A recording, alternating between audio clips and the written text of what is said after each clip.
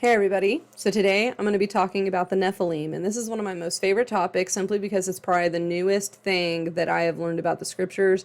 I've been studying it for about a year, and I'm fully confident in who they are and what I believe. Now, this isn't for me to tell you that I'm right, you're wrong. You have the same Holy Spirit, the same God that I do. You don't need to trust me, you can ask Him.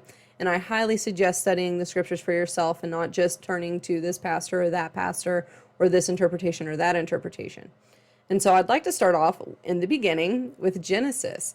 And a lot of people think that Genesis means in the beginning, but that word is Bereshit.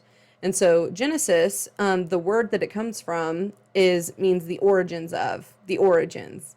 It also has the base word of genes, which is important.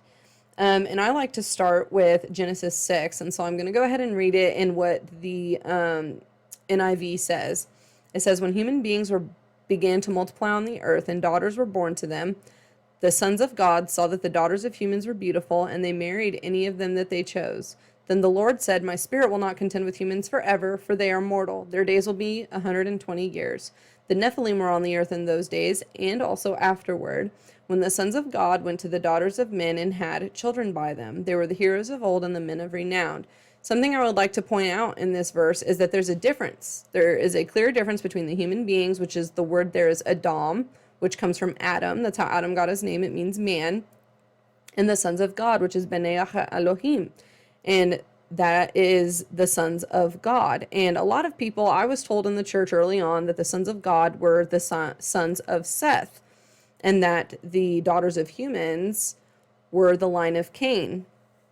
But my studies show that that is not true. And why is that not true? Well, there are 3 verses in the Old Testament where we see the term sons of God being used and kind of help paint a better picture of who they are. And that's Job 1:6. Now there was a day when the sons of God came to present themselves before the Lord, and Satan came also among them. In Job 2:1, it says, again, there was a day when the sons of God came to present themselves before the Lord, and Satan also among them to presume himself before the Lord. And then in Job 38:7, it says, when the morning stars sang together and all the sons of God shouted for joy. And what's important about that Job 38 verse is God's talking about creation to Job. He's talking about, where were you where I laid the foundations of the earth? Where were you when all of my glory was together? And something that's always bugged me, side note, is why does Jesus call himself the morning star when it's also a term for Lucifer? Well, here in Job 38, we can see that there's plural. Morning stars sang together and all the sons of God shouted for joy. Jesus is not the only one with the title Son of God. There is a difference. We'll get into that into a different video. But in this one, it's specifically referring to the morning stars and the sons of God who were present in creation before the foundations of the earth, or when they were being laid. And it's important to notice that mankind didn't come till day 6, right? And so through that, we can tell that man was not present during the creation of the earth, okay?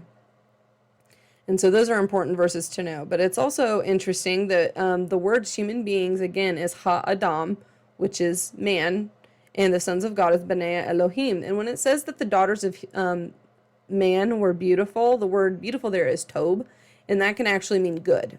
Just they saw that the women were good or desirable. And it says when they married, the word married there is lakak, which means to take or to carry away. And it says any of them that they chose, meaning these sons of God chose the women, not that the women chose the sons of God, right? And so God says that his spirit won't contend with men forever because they're immortal. Their days will be 120 years. Well, that's how long it took to build the ark, around that time. The Nephilim, the root word, means the definition, it has been translated as giants, which technically I believe they were, because Goliath was a giant, and I think he was 9 feet tall. And to the average person, that's a giant. There's different scriptures throughout that says they're as tall as cedars. I kind of believe that to be hyperbole. Or metaphorical. I don't take them to actually be 50 feet tall. They could be. I don't know, but that could be a little bit of hyperbole or metaphor. And it's important to notice that he calls the Nephilim, they were the heroes of old and the men of renown. And the word old there is olam, which means ancient. Old, very old. It's not referring to Because remember, Genesis was, now was this added by the writer at the end to say, like, this was after the flood, the heroes of old? So who are the heroes of old in the Old Testament? That's what I want to know. Well, I think I know. We'll get to that. And then it says they were the men of renown. That word there, Shem, renown, actually can also mean infamy, meaning famous, but not in a good way. And so a lot of people like to argue with me, and they say, well, angels can't have sex with women. Angels can't produce offspring. They don't have physical bodies. They're this hologram type thing, a spirit that you can pass through. And people use the verse of Matthew 22:30, and it says, at the resurrection, people will neither marry or be given in marriage. They will be like the angels in heaven. And something that's important to notice here is that he makes a great distinction between angels and angels in heaven, meaning angels in heaven, not the angels that came to earth. Because remember, when the sons of God present themselves with Satan, they come with Satan, meaning they're probably not the good guys, presenting themselves before the Lord. And the Lord asks Satan, where have you been? He says, I've been on the earth. Right? Satan says, I've been on the earth. And this also shows that Satan has the ability to still go into heaven before the throne. And so it's 6 times mentioned in the New Testament of angels in heaven. It specifies angels in heaven. But there are angels who are not in heaven, the ones who chose to rebel, to leave. And that's in 1 Peter 3:22. Who has gone into heaven and is at God's right hand with the angels, authorities and powers that are in submission to him. It's important to notice in submission to him, meaning they're the angels of the Lord. They're the ones who do his will. Jude 1:6 says, and the angels who did not keep their proper positions of authority, but abandoned their proper dwelling, these he has kept in darkness, bound with everlasting change for judgment on the great day. So again, there are angels who left their positions of authority, right? And it says here that God has kept them in chains and darkness, right? So they can't just be chilling, walking around the world. In Revelation, when it says that they're kept in Tartarus, Tartarus is a Greek mythology term, which is where the Titans, the superhuman beings, or the gods, are kept, and they're the ones who rebelled against God. And if anybody ever watched Hercules, like I did as a kid, you know who the Titans are, you know what Tartarus is, and Zeus is supposedly the god in the Greek mythology. I believe him to be Satan, but they rebelled against this god, and then he put them in Tartarus. Other people like to say things like there's nowhere in the New Testament that it talks about angels having sex with women. Okay, well, in 1 Corinthians 11:10, Paul is talking about how women should cover themselves when they're praying and prophesying. Yeah, women can prophesy according to the New Testament. And that it dishonors her husband if she does not cover herself. It says, it is for this reason that a woman ought to have a sign of authority over her own head because of the angels. Interesting. Why? Because of the angels that she has to cover herself. And that word that it says authority there means jurisdiction, power. And so something that jurisdiction means you have the ability to make your own choices, that someone's not able, that you're owned, that you have the authority to make your own choices, but by covering your head, it shows that you're married as well, and that you have a husband. And the word there for angels, it's not a confusing term. The Greek word there for angels is angelos, which is angels. That's what the definition is. And other people say things like, oh, well, angels can't take solid human form. They're spirit beings. They're light. They can't do that. Well, in Genesis 18:8, the 3 of them ate with Abraham. They ate and drank and sat. Okay, they were physically tangible. In Genesis 19, it says that they ate and drank with Lot as well. And then in 19:16, it says that the men grasped their hands to lead them out of Sodom. So they had physical hands that they could grab with and pull them out of the city. In Daniel 10:5-6, he describes a man, which is not a man, dressed in a fine belt around his waist. So this being has clothes on. He appears as a man, and he's physically dressed. He has clothes on. He looks like a man. And then in Acts 12:7, it says, suddenly an angel of the Lord appeared, and a light shone in the cell. He struck Peter on the side and woke him up. So here we can see that angels hit Peter. They hit him to wake him up. He struck him, okay? Hebrews 13:2, do not forget to show hospitality to strangers.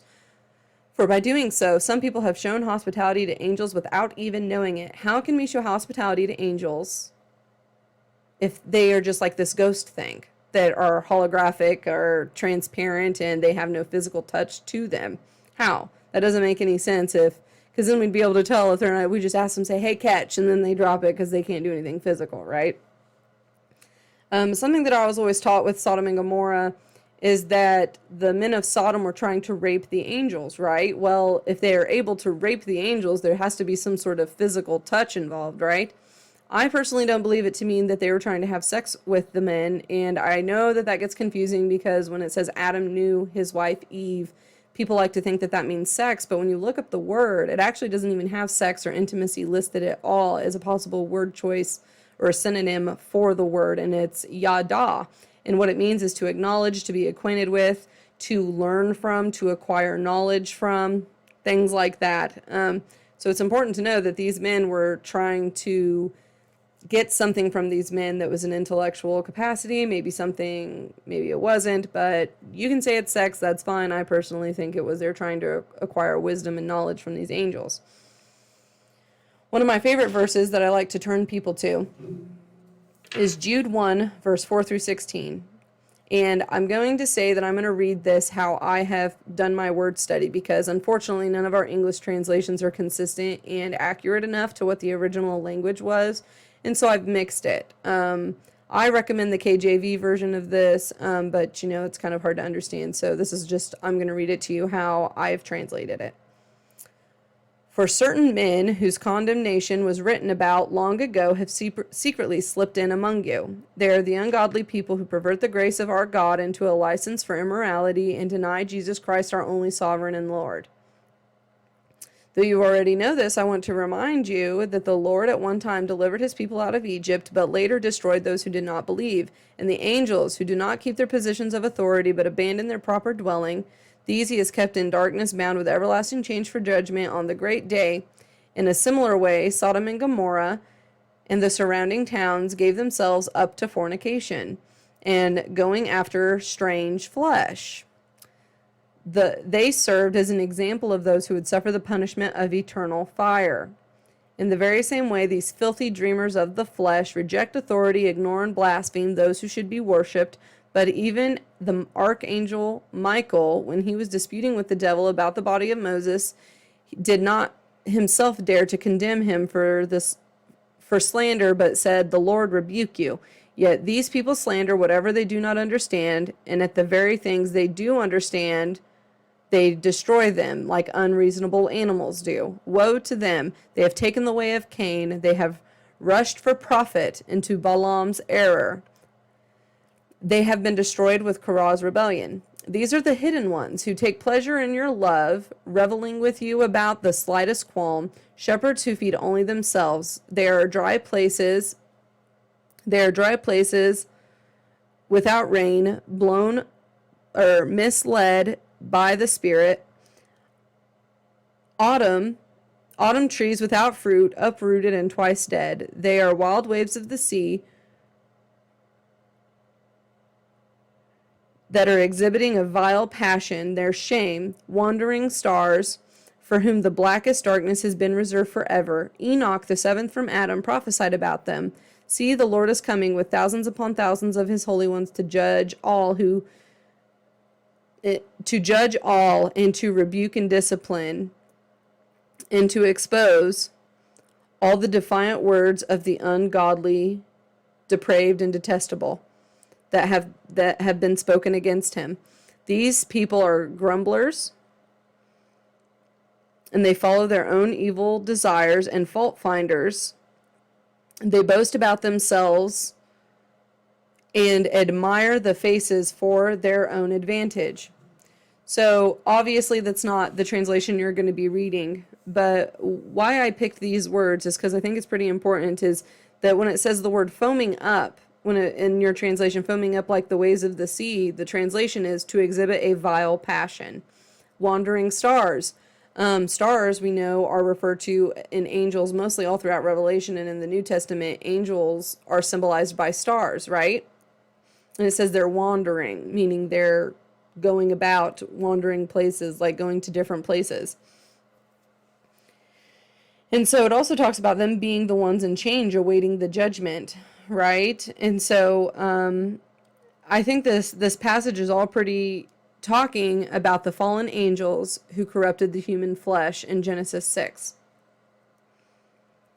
Now, I would like to get into my main point of all of this, because I think it's really important for Christians to challenge their spiritual godly beliefs, because I feel we have been misled by some churches, and that some of our translations have not been corrupted, because the overall message of the gospel is still there, which is what's required for salvation. But the scriptures are perfect. The language of the scriptures are perfect. And that if we would study that language more than we would study our English translations, we would get a lot further with understanding God and our predicament that we're all in here in this earth. And so people say all the time to me, you cannot take scriptures away and you cannot add any scriptures. Did you know that originally our canon consisted of over 100 books, including Jewish texts that Jesus himself would have learned and taught from? And that the Catholic Church threw out a lot of books, and now our number of books in our English canon are 66. I don't know about you, but 6 is usually not a good number. 666 specifically, but any 6. 6 represents mankind, and the number of it emphasizes its seriousness. Just like when the angels sing holy, holy, holy, it's holy, holy, or holiest. It's meaning God is the most holy. 666 represents the epitome of mankind, man ruling the magnification of men. And so I don't personally like the number 66. And so I started looking into other scriptures, because I'd read the Bible, I'd studied it, and I still had so many unanswered questions. And I stumbled across the book of Enoch, because I was told that it was written for our generation, and that as long as you're spiritually mature and you can discern things spiritually between good and bad, and you have a good foundation of the scriptures in your heart, then I highly suggest reading it, because in Enoch, it explains all of who the Watchers and the Nephilim were. Enoch is quoted several times in our New Testament canon. I'm just going to name a few. Psalm 68:17, Revelation 5:11, Jude 1 verses 4 through 15, 2 Peter 2:4, Revelation 20 and 21.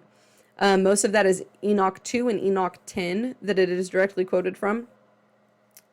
And I think that it's really important that people know this, because you're trusting somebody else to tell you what should and shouldn't be in the Bible, when you should be able to read it for yourself. And if you have a good foundation of the canon that we do have, you should be able to discern really well what's of God and what isn't. And so at the very least, we should count it as a historical document. But my question to you is, if Enoch shouldn't be added to canon, which it was in the Jewish canon, if it shouldn't be added to our canon, should we take out the Psalms, Revelation, 2 Peter, Jude? Should we just throw all of those away? Because they all directly quote Enoch. And it actually even says that in Jude 1. It says blatantly that he quotes it, and Enoch is mentioned at least 10 times in the Bible. It's not like Enoch is a name that we would never know, that we don't know if he was of God or not. It says that he walked very close with God, and that God didn't even have him die. He took him up to heaven. And I think that that's really something people should consider, is if he was such an important man, why don't we have his writings? And so my point is, in the book of Enoch, it talks about who these watchers were. They were the angels that God placed in authority in the heavenly realms to watch over mankind as we progress, but to stay back from afar. They weren't really meant to interact with us. But in Enoch, it says that these watchers saw the daughters of Adam, which daughters of men, saw that they were beautiful, and they lusted after them. And they all made an agreement that they thought that they were doing something in secret that the Lord God wouldn't know, which, if you know your New Testament really well, that answers that question. And that they thought that they could get away with this secret act. And what they did was they came down to the daughters of men, they went to the men, and they gave wisdom and knowledge to the men in exchange for their daughters as wives. And that's really alarming, just because I used to think as a non-believer, where did we get all this technology from? How does men take something out of the ground and make it into a house? How does a man do this and that? Well, in Enoch, it all talks about that. It talks about which fallen angels. It doesn't go through all of them. It says there were 200 that fell, that abandoned their proper dwelling, and that they made a pact and that they agreed and they went and gave wisdom to men. And it wasn't the good wisdom. It was the wisdom that is getting us in trouble today. It's the stuff that God never intended it for us. They're basically byproducts of God's creation, which, same with the Nephilim, is their byproducts. God did not create the Nephilim. They're a byproduct. If you think that God created anything and everything you see and can touch and know, did God create child porn? Did God create meth? Did God create heroin? Did God create sex trafficking? No, they are byproducts of the creations of God that men took and twisted, in my opinion, with the helps of the angels to know what to do. And Jesus said, as it was in the days of Noah, so will it be at the coming of the Son of Man. Well, isn't it interesting in Genesis 6 that it talks about they were buying and selling and being given in marriage? And to me, I used to think, well, that means the life will be normal when Jesus returns. But no, most of the world is dead when Jesus returns for judgment in the last day. Most of the earth is already dead. So how can the earth be normal and functioning if all these people are dying all the time and there's a comet that hit earth and all of the water's turned to blood and all of this other stuff, right? How can all of these normal day-to-day things be happening? Well, I think the answer is women will be giving themselves to whatever the Nephilim could be. I think it's really interesting. I believe the Nephilim to be the corrupted image of God, meaning that they're human and fallen angel hybrids.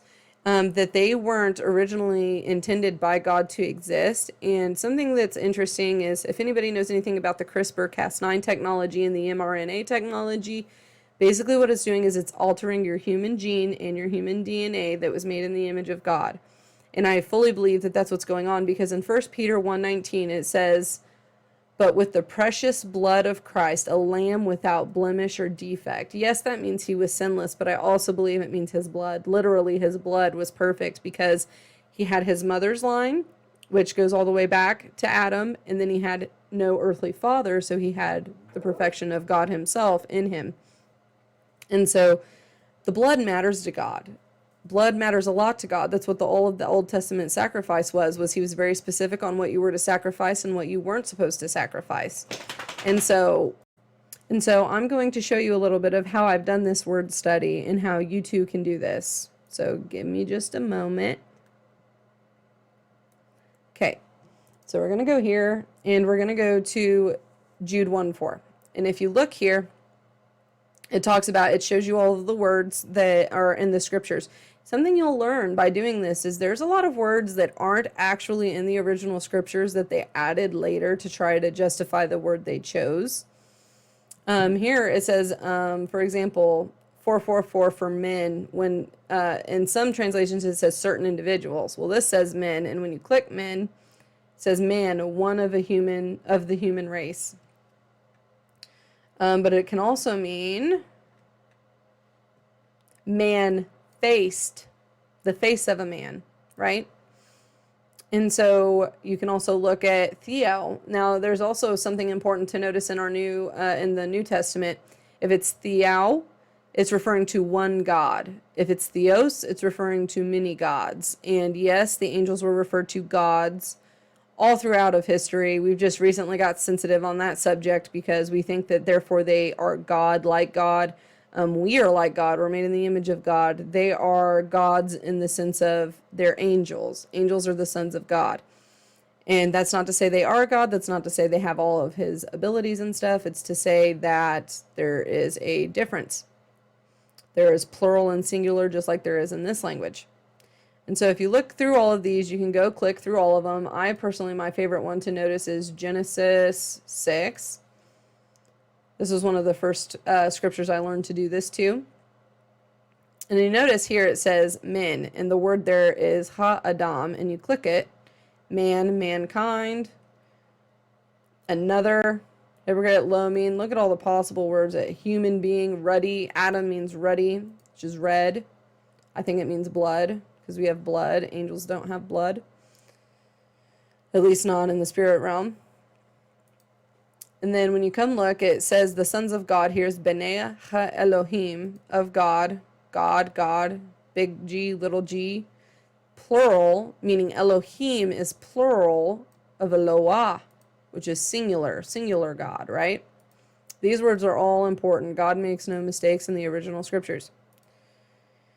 And so if you go through and you look, this is how I do my word study. And I highly suggest that if you doubt anything I've said to you, anything I've taught you, please go do this. Please go study the original language, because it is super helpful. And it helps piece together the puzzle of the scriptures in a much easier way so that we can understand it a little bit better today. So that's all I ask of you guys. I try to keep this as short as I could. I do plan on doing more videos. If you have any questions, please comment below. If you like this video, please like it, share it, subscribe. I do plan on putting more of these out. The Nephilim are probably my favorite topic because it's the most washed out topic from our white Western Christianity that we think is the perfect, correct answer.